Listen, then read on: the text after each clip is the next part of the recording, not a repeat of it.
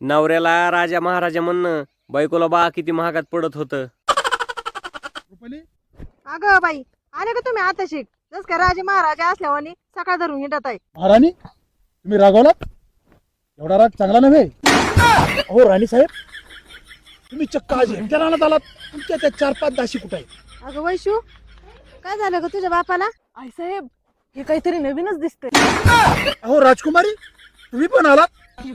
विद्यालयातून कधी आलात? ओ पिताश्री, आई साहेबांनी थेट मला वावरात बोलवलं. मी विद्यालयातून थेट वावरातच आले. राजकुमारी, पहिले तुम्ही इथून उठा आणि घरी जाऊन गृहपाठ करा.